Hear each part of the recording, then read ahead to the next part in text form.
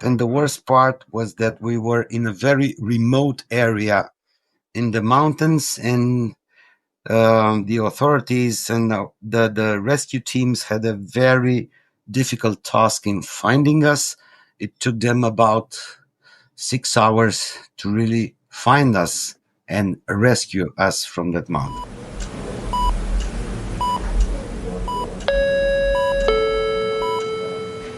Paging Dr. Cook. Paging Dr. Cook. Dr. Cook, you're wanted in the OR. Dr. Cook, you're wanted in the OR.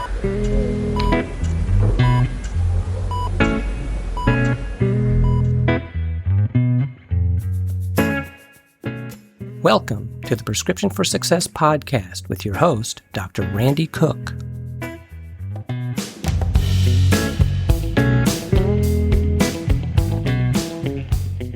Hello, everyone, and welcome to Prescription for Success. I'm Dr. Randy Cook, your host for the podcast, which is a production of MD Coaches, providing leadership and executive coaching for physicians by physicians to overcome burnout, transition your career, develop as a leader, or whatever your goal might be.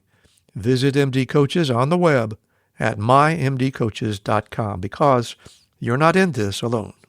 My guest today began planning his surgical career at the age of 4, believe it or not, and today he holds the position of Associate Professor of Surgery and Pharmacy at Carol Davila University in Bucharest, Romania. So let's hear my conversation with Dr. Valentin Calu.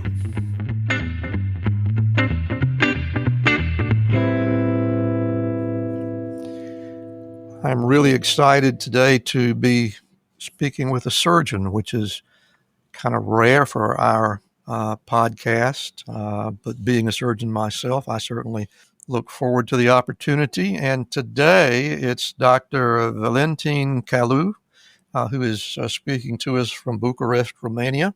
Dr. Calu, welcome to Prescriptions for Success. Dr. Cook, thank you for the invitation. It's an honor to be here with you and with our listeners.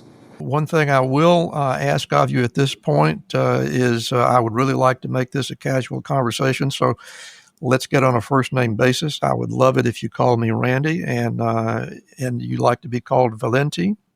Yes, thank you, Randy. Let's do this. Let's skip the formal we'll leave that for another day.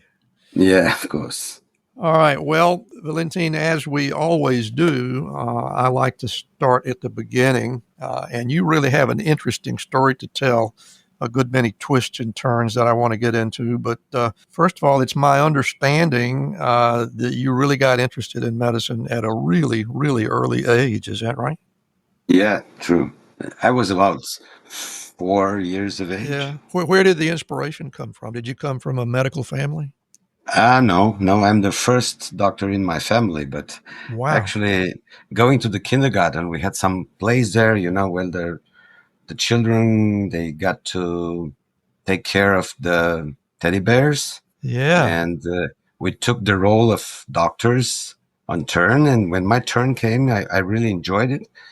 And the second day I was quite disappointed because my role as a doctor finished. And I was so upset about this. This is how it all started. That's very interesting, and I will go ahead and ask the obvious question right now, and I think I know the answer. It sounds like you're fairly happy with your choice. Is that right? Yes, I'm one of the happiest persons alive because I do what I like. I like to be a doctor, and I really, really love to be a surgeon. That's very difficult to beat, certainly. Well, tell me a little bit about what it's like to become a surgeon in Romania. What's the process like? The process is after you finish high school, you have a preparation for a very tough examination for the med school, and then you have to pass the exam. Actually, I passed it. I was the 6th in my country from 3,000 and something, about 4,000 candidates. This is the examination to be admitted? Yes, to be admitted Okay, in all the right. University of Medicine. Wow. The university is called the University of Medicine and Pharmacy in Karl Davila, which is the oldest university in Romania. Its foundation was in 1857. Wow. So it's quite old. And then you study for 6 years. We have our studies in the university divided actually in two parts. The first 3 years, you get involved with how we call it, the preclinic topics, biochemistry, anatomy, physiology, and all those stuff. And after that, you go into the more clinical studies, and you go through all the specialties. After 6 years, you pass a final examination, and you have to defend your thesis. And then you have to pass another more difficult and tough examination, which is the admittance to residency. Mm-hmm. And I got admitted. I was the second in my country into the surgical residency. Now we have in Romania, it's a 6-year residency in general surgery. And after Wow. that, you pass a final examination and you become what is called here a specialist. Mm-hmm. I don't know the terminology in the United States. I think it's the same. And then you move towards, after 5 years, you go to a more, in United States, I think it's called senior. In UK, it's a consultant. Mm-hmm. It's actually the final degree that you'll ever get in your life. So it's a long way It is, and it from. sounds like it's a little longer and maybe a little bit more involved than what we do in the U.S. It's not that different because in the US you have also the fellowships, which we do not Right. have at the moment, but we're planning to have. So anyway, it's difficult anywhere. I was always telling my students that to become something in surgery, you need somewhere around 15 years from when you start, Yeah. when you are, let's say, you can call yourself independent, Mm-hmm. more or less. Yeah. I would agree with that very much, and I think, I mean, from what you're describing, it sounds to me as if the formal part of the pathway to complete your surgical training is actually a little longer and a little more involved than what we do in this country. As you've pointed out, there is every reason to make it a lengthy process because it's not easy, is it? There's a lot to learn. It's a lot to learn. And, I always say that surgery is very similar with the guilds from the Middle Age, Besides knowledge, you need a master who can Yeah, teach you, because it's somewhere between art and science. You cannot indeed. be a good surgeon if you don't master the art, and the art cannot be taught in books. Sometimes it has to be taught in real life situations. So it's somewhere in between. It's difficult to describe a perfect pathway towards Mm. the state of being a successful surgeon. It involves a lot. It's a very evolutionary process, and don't you think or do you think that during that period of time you really go through a period of transformation, Oh particularly yes. mentally? Your Oh yes. ideas about what your responsibilities are and how to meet those responsibilities, it really evolves over time, wouldn't you say? Yes, totally agree with that. I remember entering for my first time in my life in an OR. I was a first year student, and I was 35 years have passed since that moment. And I got this year to meet the surgeon who taught me how to tie a knot. Oh, really? It was such a beautiful encounter. I I, bet it I, I was. yes, because you're a surgeon as myself. Right. You never forget the one that taught you how to tie a knot. You will never forget Yep. him. It's a very special experience. It's a very special moment and a very special experience in our lives as surgeons. And I was around hospitals and ORs during my time as a student in the university. But after that, in those 6 years during the residency, actually you pass through all kind of states and transformations, because when you go there, I think my first year was the most difficult, because you have so much to learn, how to treat patients, remember the anatomy, learn about the surgical technique, be good in the OR, do this, do that. Actually, I was spending somewhere between 10 to 12 hours a day in the hospital, and still I did not have the impression that I'm covering everything.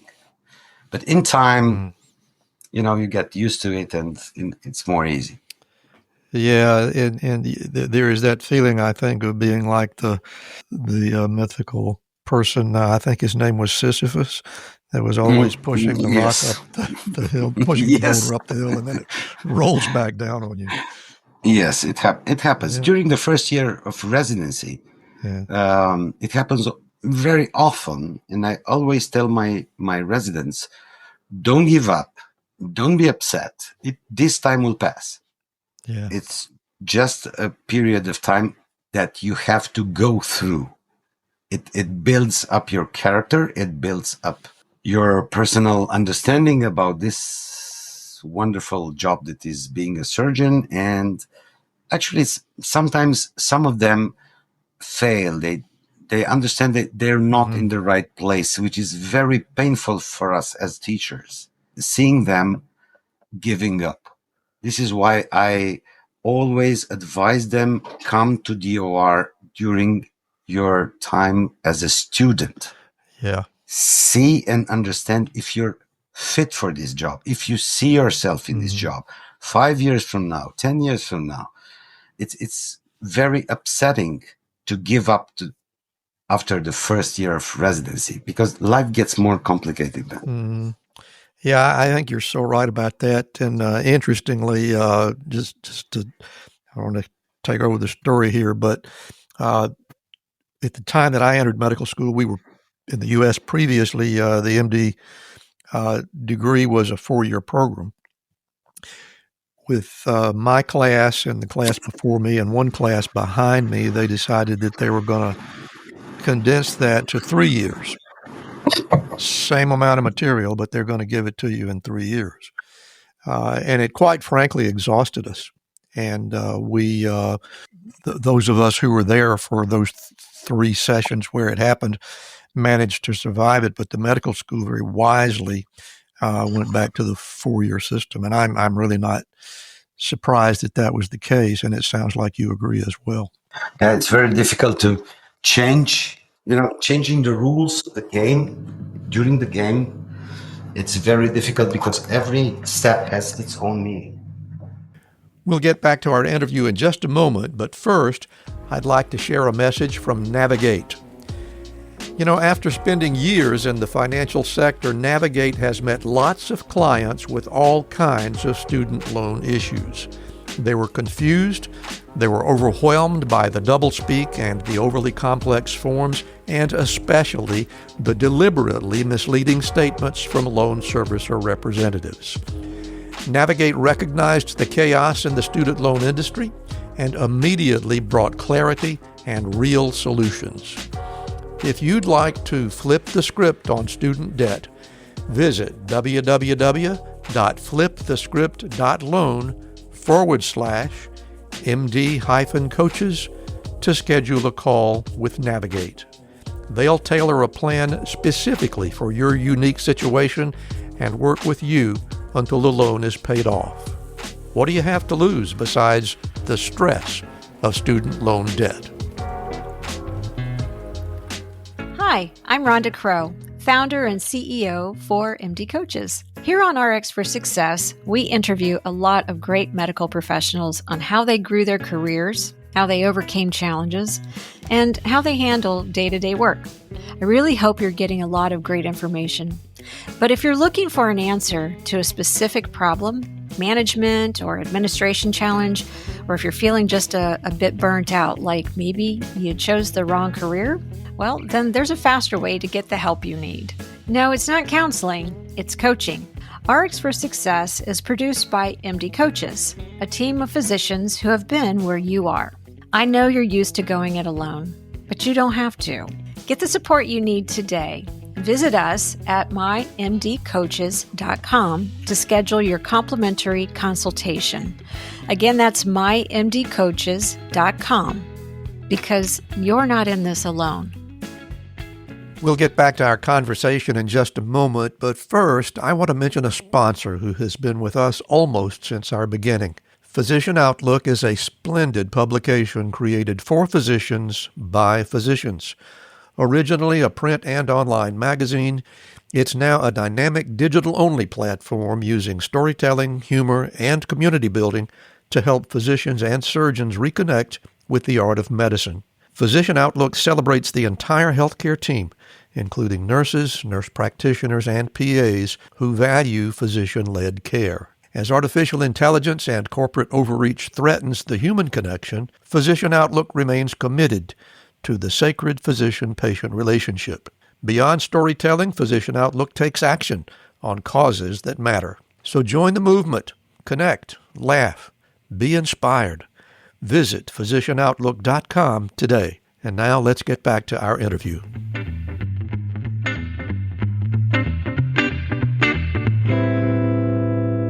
You get medical school behind you, you get your surgery training behind you, you feel like you have experienced a certain measure of success, and then things kind of got sidetracked by a really significant event surrounding your own health. You want to tell us about that? Actually, I felt that something is going to happen with my life. I cannot say that I had a real feeling, but at that time I was moving very fast. You know, when you're young, you want to do many things. You want to get involved in many things. And after entering the HPB training, because, as I told you, we do not have fellowships, but we have this kind of postgraduate form of training, entered the HPB, and I was involved in the organ harvesting activity. And at the beginning of January, 11 years ago, I was in a team of 7 persons, and we were flying towards another city where we had a donor for liver transplantation. Bad weather, January, and our engines got frozen, and the plane crashed in the mountains. 5 others passengers, including me, were severely injured, and we had 2 deaths, the pilot and 1 young student who was a volunteer in this mission. Was this a relatively smallish plane, or was it a big airliner? What sort of? No, it was a small one, 10 seats. I see. Actually, maybe that weather was too much for that kind of plane, but it did not have any problems before. But at the time it happened. It happens all the time. Right.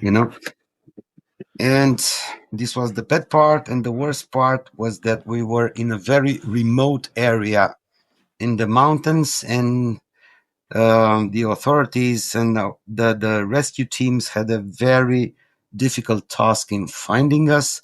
It took them about 6 hours to really find us and rescue us from that mountain. So it was a tough experience. But if you ask me, the toughest was when I had to become a patient. Exactly. Yeah. Because this one was more difficult. I spent 2 weeks in the hospital, and I had to stay at home for about 2 months for, let's say, a full recovery. But actually, if you ask me now, physical full recovery without pain, without anything, happened after 2 years. Yeah. I'm really, really very interested to hear more about your state of mind in that moment, particularly early on, but how things evolved in your mind over the next period while you were trying to rehabilitate yourself. It was very interesting. We are surgeons. We are full of ego. We think that we have the world in our hands. We have everything. We're strong persons. Nothing can break us. Yeah. And someday we find out that something can really break us. And then when you have actually almost nothing, you have no health, you have a very foggy future, and you start questioning yourself if you will be able to be the same surgeon again, if you will be able to perform the same kind of major abdominal surgery that you did before. Yeah. And, but somehow God worked in a very mysterious way. It took everything from me, everything, almost everything. And then I got everything back, but not at the same time, Right. piece by piece. When you have all, you do not value the things that you have or the things that you're able to do. But when you get one by one everything back, you will value everything. So it was a turning point in my life. I started to really, really, really appreciate the small things, like standing up and shaving, looking in the Mm. mirror. This is a great thing. I'm very interested to know what was your relationship like with the physicians and surgeons that were taking care of you through the acute process, through the rehab process. How was that interaction for you? Was a very, very nice and very compliant patient. I did everything that I was told. I did everything that I was recommended. They were so kind, treating me and making me feel as a colleague. When I was able to walk, they even took me for short walks inside the hospital. Mm-hmm. They were so nice. I had the feeling that I was part of a family. I was taken care of by my family, by Yeah. my peers, by my kind. Do you think they were especially motivated for you because, and not to the extent that they would ignore other patients, but do you think they had a special kind of motivation to do everything that they could do for you because they sort of understood the world that you lived in and the condition of your hopes and dreams at that point? What kind of Mm, feedback of that sort did you get? no, I think they are very professional and they do whatever they can and everything they know for every patient. But the human relationship between us was more. And actually, at that time, we were, let's say, the thing of the moment because we were quite famous. It was the first Yeah, accident of this kind in my country. the fact Actually, that you after even that, survived. yes, and actually, from the history of aviation, it seems that we are the largest number of survivors from a plane crash with this type of airplane. Wow. So, but in the history of organ harvesting, there are many tragic events like ours. Mm-hmm. Actually, it happened all over the world. It happens. Actually, It it does. happens. When you go into missions like that, somehow you assume there is a risk of something bad happening to you. It's not sure that something bad will happen. Actually, there is a higher risk than going out of your house and taking your car and going to the hospital. It's not the same. How long did that entire process take before you were at a point where you feel like you could resume your clinical responsibilities? Actually, after 2 months, I resumed my clinical responsibilities Wow. full. Still had some pain, still some, because I had a spine fracture that did not need any surgical repair, but it gave me some pain. But after some non-surgical conservative treatment. Also, this pain went away.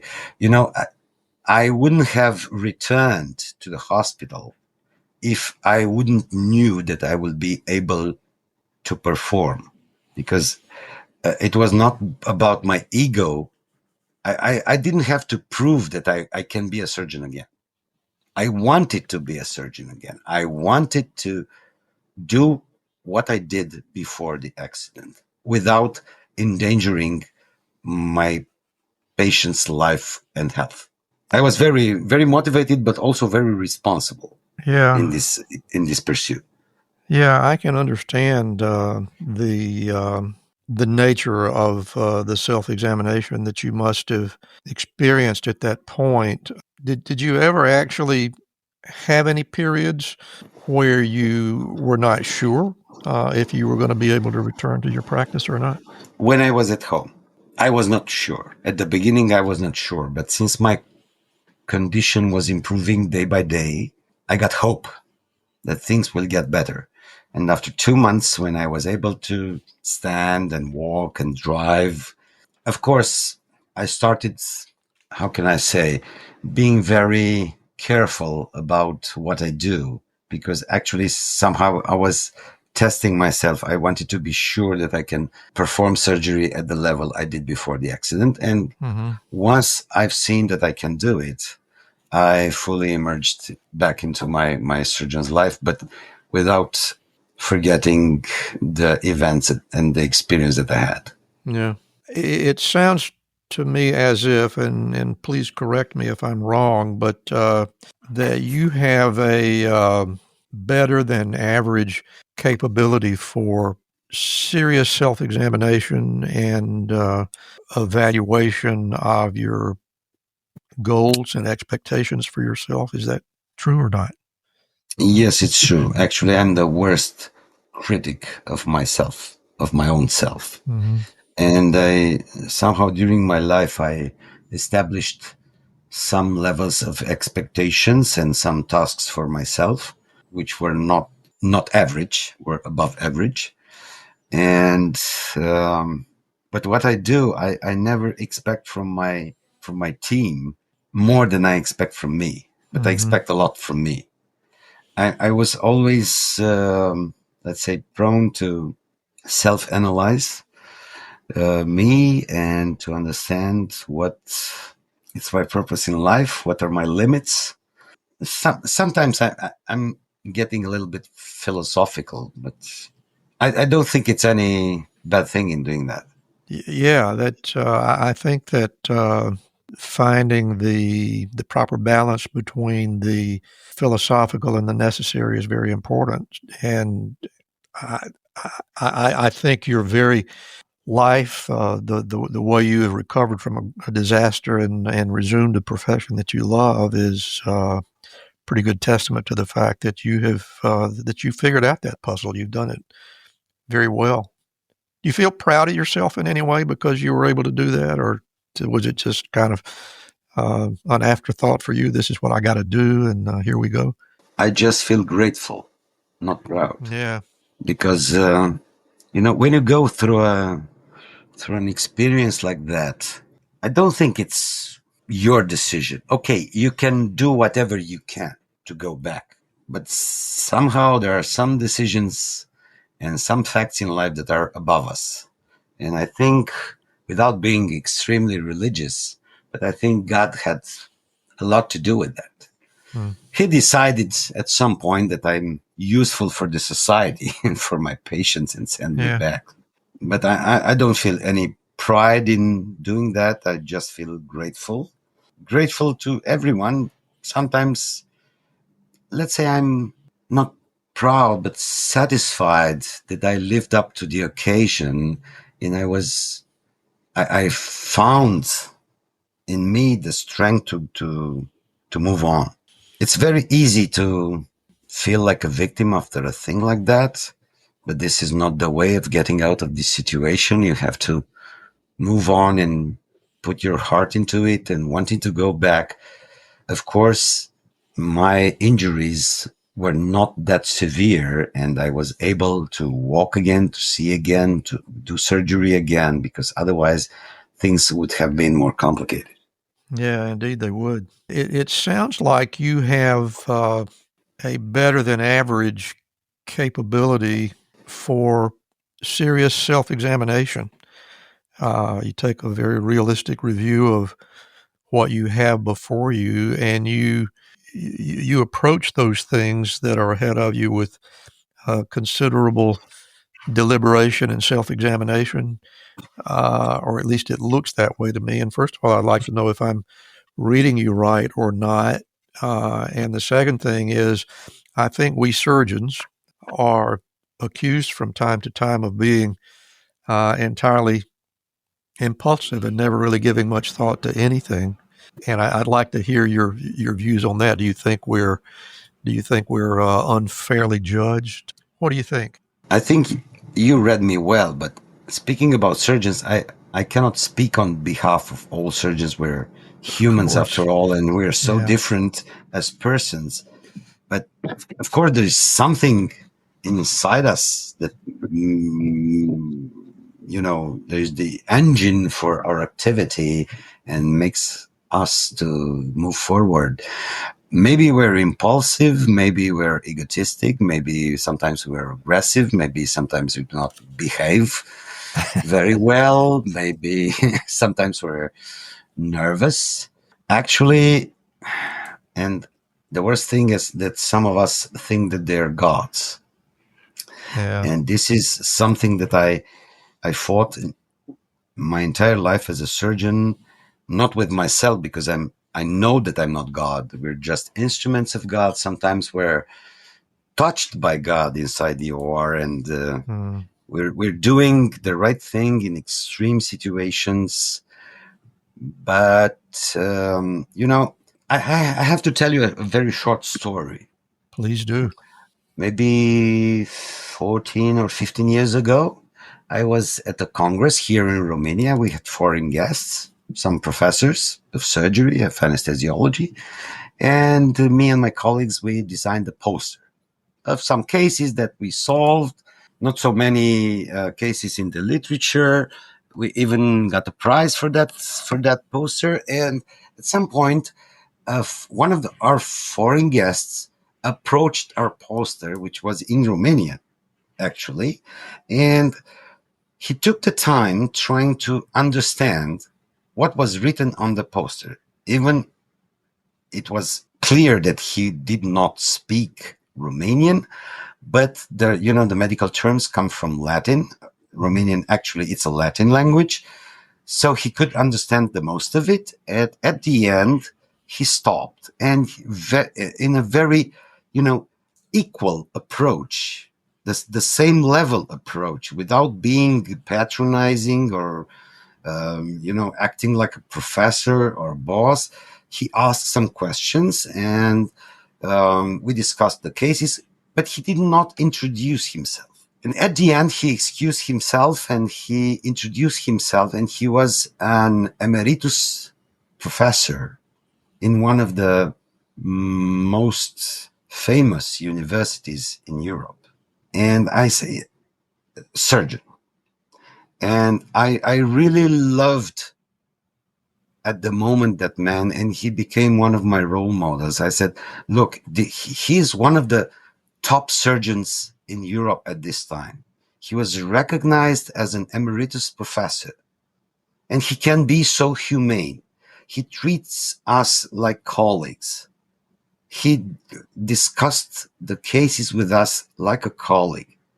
And I think this kind of approach, bigger you become in this profession, I think you need to stay humble and polite and friendly, and to fight your demons, because they're inside of us.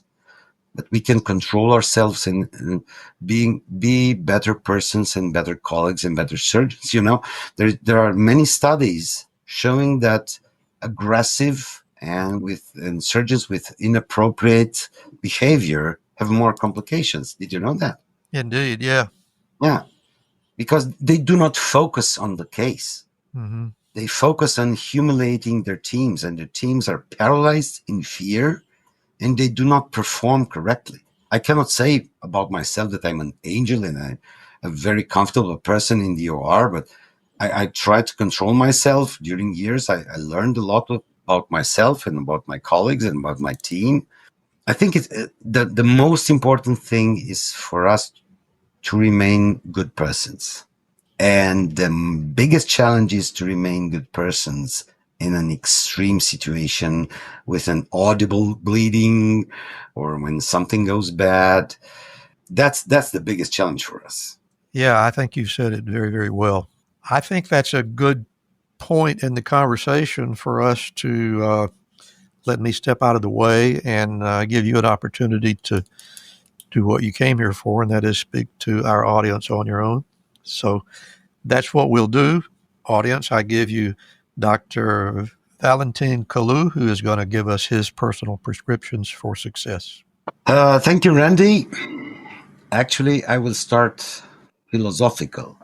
When I received this kind of invitation, I was thinking, it should be easy. And then when I started to think about it, I realized it's not easy because actually, what is success? Anyone tell me what is success actually? For you, Randy, what is success? Do you have a definition of success? You caught me a bit by surprise there, but I'm going to answer your question anyway. This is when I stay quiet and listen. But for me, success is entirely wrapped up in what kind of contribution am I making to mankind in general. It goes awry for me when you try to get more microscopic than that. I like to look at the big picture. So, yeah, it's what have you got to offer? Actually, you have to excuse me because I took you by surprise and I delivered this question. I had several days to prepare my answer, but I was thinking, and then I started to Google it. What is success? And I found a website, US based. It was someone that was trying to find the best 25 definitions of success from famous people. And he was inviting the readers to choose the definitions that they like most. And from 25, I took 3. One is from Jim Rohn, who is a famous motivational speaker. And I quote, he said, I took some notes, of course. He said, for things to improve, you have to improve. For things to get better, you have to get better. For things to change, you have to change. When you change, everything changes for you. This is Jim Rohn, the author of 5-Person Rule of Success. The other one is from one of my favorite singers, which is John Bon Jovi, who said that success is falling 9 times and getting up 10. But Dalai Lama ends the series of quotes very wisely and says, judge your success, but by what you had to give up in order to get it. And I tried, after a lot of thinking, to have my own definition of success. What do I consider success? And I think that success is what you get when you do what you have the calling for with discipline and consistency. Having a calling, having a natural talent. There are vocational professions like being a professor, being a lawyer, being a priest, being a doctor. Those are professions where you need the calling. But the calling without consistency and discipline and work, it's nothing. I was trying to understand if there is a person in my life who gave me the best advice. And I remember one of my professors who told me, do not rush to be right, rush to be thorough. I was young, I was eager to prove myself, but he told me and he taught me that in surgery and in life, speed without precision is just a false victory. And you have to take time to think, to listen, to truly understand. And I think the deepest knowledge of all is to understand yourself. This is the deepest knowledge possible, because if you understand yourself, you will know at that moment what you're capable of. You told me to prepare an answer about where do I seek advice or inspiration. Actually, I'm inspired from those who lead quietly but profoundly. That those mentors that let their work speak louder than their words. Surgery is a profession where the results speak for you. You cannot cheat surgery. It's impossible. You will see the results instantly, even if they're good or bad, but you will see the results instantly. You don't have the time to redo, as we were speaking before this conversation. If something goes wrong, let's redo. You don't have to redo. You don't have time to redo. And if you do, that means that something really went wrong.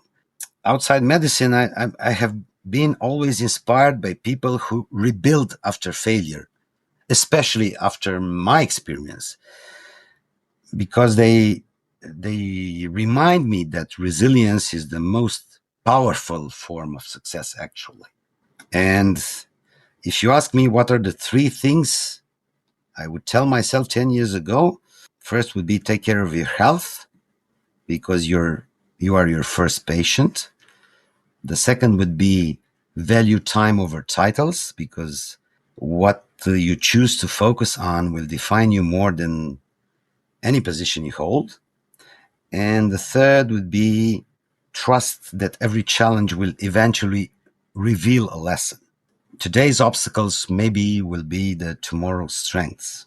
And if you ask me for the prescription for success, I always like the 10-point prescription, some 10-point list of advice. And for our listeners, and I will deliver my salutations to all. First will be never stop learning, because medicine, like life, and surgery, like life, evolves daily. So we should evolve daily.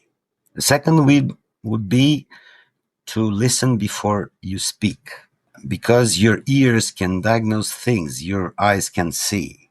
It's very important, especially when you grow older and you have to lead teams, to be silent and to listen them, because sometimes they can offer fresh perspective. They can signal that something is going wrong inside your organization. They can show you that is a crisis coming, that they can show you that maybe something you missed. And this will lead to my third point: value your team. Surgery is never a solo performance. If you're not a team player, don't go to surgery. Go to some other specialty where you can be alone. You can be with all due respect, you can be a radiologist. It's just you and the CT scan. It's nobody else. If you don't like to be a team player, don't go to surgery. Also, very important would be my fourth point: invest in your health, because physical stamina will fuel your mental clarity. It's very important, and this would be my fifth prescription: to stay humble in success and resilient in failure, because both are temporary states. Nothing lasts forever. Success is just a state. You can be successful today if you're judging your success by your daily tasks, by the way you accomplish your daily objectives. But maybe tomorrow you will experience a deep failure, and then you have to go back on your horse and to start things all over again. In surgery, there is a saying that decision is more important than incision. So I would say that prepare twice and execute once, because the precision is the hallmark of a professional. The seven would be to protect your time.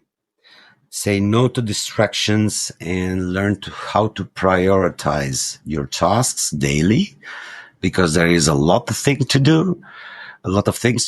And if you want to be successful you have to understand how to prioritize time and tasks and how to organize yourself. And you have to be disciplined. It's that speech of the Admiral Raven, about start the day by making your bed, because this will be the first task that you accomplish a day, and this will teach you discipline. And the eighth will be lead by example. This is the most powerful of leadership, by example and not by title, because the authority comes from trust, not by a title, not by a hierarchy. You have to be an example for your followers. Actually, being a leader and being a surgeon when you go older, it's about being a leader. You lead teams, you lead people. So you cannot lead them until you do not make them follow you. Even if we're talking about a surgical procedure or we're talking about a bigger project inside your department or your university. But all those things takes a lot of time, and this is the moment where my ninth point will come, is find balance outside your work. This work-life balance is quite important. A good doctor is also a fulfilled human being. Otherwise, you'll experience the solitude of an alpinist. You will look only up and climb. You'll reach the top of the mountain. But when you will look around you, you will discover that you're alone and you will have nobody to share your victory with. And the last but not least, and I think this would be the most important, it would be to leave a legacy of impact, not just achievements. I was always saying that the biggest human desire is immortality. And immortality in our profession is achieved by the people we teach. Our true measure is in those we inspire. And when, I don't know, 30 or 40 years from now, someone will remember our name, as I remember my master that taught me how to tie knots, and he's in good health and he's alive. I think this is the true form of immortality, living the legacy, building teams, building schools, teaching others. There is a saying I always say to my coworkers, my younger coworkers, I wish you to be at least at my level when you will be my age. I train everyone to be a good surgeon, so good that I will leave my life into his hands. If a surgeon cannot say that one of his former students there is no one from his former students that can do surgery on him, this is a very bad thing. Being a good surgeon doesn't make you a good teacher. And there are also a lot of things to learn about how to teach others. Surgery actually is about teaching. If you're just a good surgeon, you will not have an impact on others, and you will not deliver a legacy. So I prepared actually a prescription, which is like a regular medical prescription, and I wrote it down. If you want it, I can send it to you to upload it on your website. But this will be my list of prescriptions for success. Well, thank you so much for sharing your wisdom with us today, Valentin. This has really been a very enjoyable conversation for me, particularly since I don't get to talk to a lot of surgeons. And you do have a lot of wisdom, and I appreciate you being here to share that with us. Before we go, I want to give you the opportunity to tell our audience where they might be able to find you, if you want to share email addresses or websites or whatever. And I will take the opportunity to let our audience know right now that you have a really fabulous TED Talk out there where, well, I'll let you pass that information along. But anyway, Where can people find you? I'm in Bucharest, Romania, at Elias Emergency University Hospital. I'm an associate professor of surgery at the University of Medicine and Pharmacy Carol Davila, Bucharest. I travel a lot because I think that if we stay in our own hospitals, we cannot see what's going on outside.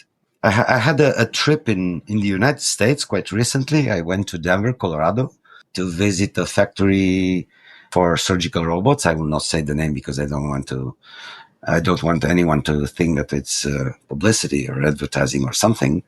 But I think traveling and going to congresses in interaction actually is a perfect opportunity for us to enrich ourselves and to increase our level of knowledge and expertise. Dr. Valentin Calu, thank you so much for being with us today on Prescriptions for Success. Thank you so much, Dr. Randy Cook. It has been a pleasure. And thank you, Rhonda, for being so kind and guiding me through the process. And congrats to your team and to you for everything that you're doing. Thank you so much.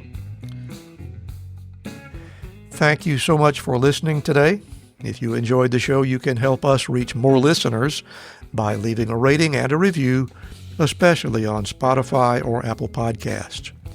And if your app doesn't have that option, just leave us an email or a voicemail through SpeakPipe at www.mymdcoaches.com/podcast. You can also help by becoming a Patreon member. That link is in the show notes. And we hope you'll also follow our companion podcast, Life-Changing Moments with Dr. Dale Waxman. Special thanks to our producer, Craig Clausen, our promotions manager, Mariana Rodabaugh, and to Ryan Jones, who created and performs our theme music. And remember, be sure to fill your prescription for success with my next episode.